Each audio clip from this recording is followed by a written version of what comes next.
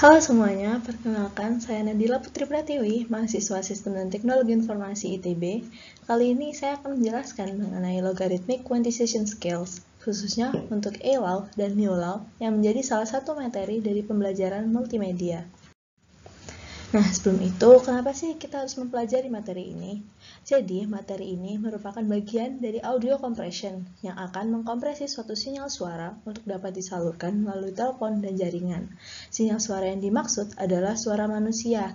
Kompresi ini biasa dilakukan saat kita melakukan panggilan telepon melalui sebuah ponsel atau device lainnya. Suara manusia merupakan sinyal jenis analog, sedangkan telepon hanya bekerja pada jenis digital, sehingga kita perlu melakukan perubahan terlebih dahulu terhadap suara manusia yang masuk yang semula analog diubah menjadi digital. Dengan begitu, telepon akan mampu menyampaikan pesan yang dimaksud kepada penerima.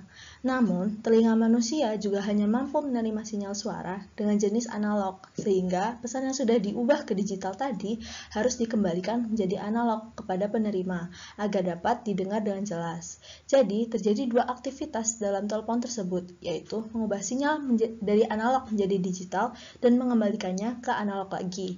Hal ini biasa dikenal dengan compending. Compending merupakan gabungan dari dua kata kerja, yaitu compressing dan expanding. Seperti pada kasus telepon tadi, bahwa telepon tersebut harus mengubah sinyal analog menjadi digital dengan melakukan kompresi dan kemudian mengembalikannya lagi ke analog dengan expanding. Compending ini menggunakan kuantisasi logaritmik untuk menyesuaikan sensitivitas telinga manusia yang lebih peka terhadap sinyal dengan amplitudo rendah. Konsep adanya compending sendiri adalah untuk mengurangi noise dan crosstalk dari pembicara ke penerima sehingga suara lebih jelas. Ada dua jenis compending, yaitu Ellow compending dan MULAW compending yang akan dibahas lebih lanjut nanti. Seperti yang sudah dimention sebelumnya, bahwa telinga manusia itu lebih sensitif atau lebih peka terhadap sinyal suara dengan amplitudo yang rendah. Selain itu, kuantisasi pada sinyal dengan amplitudo yang lebih rendah itu akan menghasilkan error yang lebih kecil daripada sinyal dengan amplitudo yang tinggi. Sinyal audio memiliki dinamika yang lebih luas dan tidak merata, sehingga jenis kuantisasi yang cocok untuk dapat mengkompresi suara manusia adalah kuantisasi non-uniform. Ellow compending. Jenis compending ini baik digunakan di Eropa dan di seluruh dunia. Konsepnya adalah mengubah input sinyal suara yang memiliki 13 bit menjadi hanya 8 bit untuk dapat dikirim ke penerima. Pengubahan ini menggunakan fungsi encoder seperti yang bisa dilihat pada slide. Dengan A adalah parameter kompresi yang bernilai 87,6 tanpa satuan. MULAW compending. Jenis compending ini banyak digunakan di daerah Amerika Utara dan Jepang. Konsepnya adalah mengubah input sinyal suara yang memiliki 14 bit menjadi hanya 8 bit untuk dapat dikirim ke penerima. Pengubahan ini menggunakan fungsi encoder seperti yang bisa dilihat pada slide. Dengan mu bernilai 255 adalah standar yang biasa digunakan di daerah-daerah yang menggunakan MULAW compending ini. Nah, berikut adalah perbandingan dari dua compending tadi, yaitu Ellow dan MULAW compending. Pada Ellow compending, kuantisasi linear didapat saat A sama dengan 1 dan tidak ada kompresi. Ellow compending memiliki rentang dinamis yang lebih kecil dan ini akan memudahkan kuantisasi saat input suara lembut atau pelan, sehingga akan terdengar lebih baik dan lebih jelas dibanding dengan MULAW compending. Pada MULAW compending, kuantisasi linear didapat saat mu sama dengan 0 dan tidak ada kompresi. MULAW compending memiliki rentang dinamis yang lebih besar sehingga kuantisasi akan menghasilkan hasil yang tidak sebagus Ellow compending tadi. Nah, dari hasil perbandingan tersebut didapatkan bahwa Ellow compending memiliki kelebihan sehingga diharapkan bagi negara-negara yang masih menggunakan MULAW compending saja itu sebagai sistem teleponnya harus juga dapat menggunakan Ellow compending ini pada sistem teleponnya.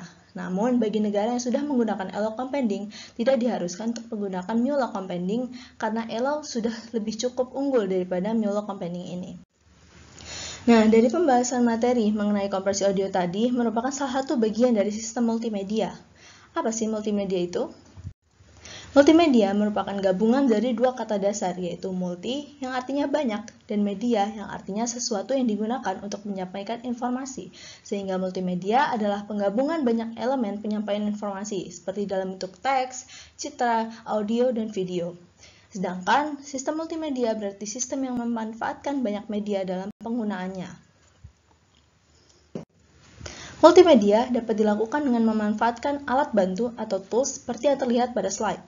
Ada Adobe Photoshop, Microsoft Paint, Adobe Illustration, dan CorelDRAW untuk mengolah citra.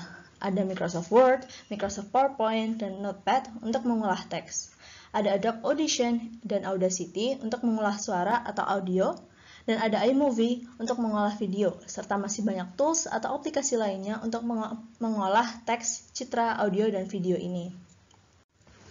Lalu, apa sih manfaat ilmu atau pengetahuan sistem multimedia dalam kehidupan sehari-hari? Manfaat yang pertama adalah kita mampu memahami cara kerja penyampaian informasi, mulai dari informasi apa yang ingin kita sampaikan, dalam bentuk apa, siapa yang akan menerimanya, siapa yang boleh menerimanya, bagaimana menjaga privasi informasi tersebut, dan sebagainya.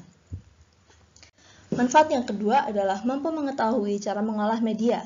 Jika sudah kita tentukan mengenai penyampaian informasi apa yang ingin kita sampaikan, siapa yang menerimanya, kita juga dapat mengolah informasi tersebut sedemikian rupa, baik itu dikompres, diedit, diberi masking, diberi watermark, atau bahkan bagaimana kita menyampaikan informasi dengan alat atau jaringan dengan menyesuaikannya dengan alat tersebut, seperti pada kasus telepon tadi.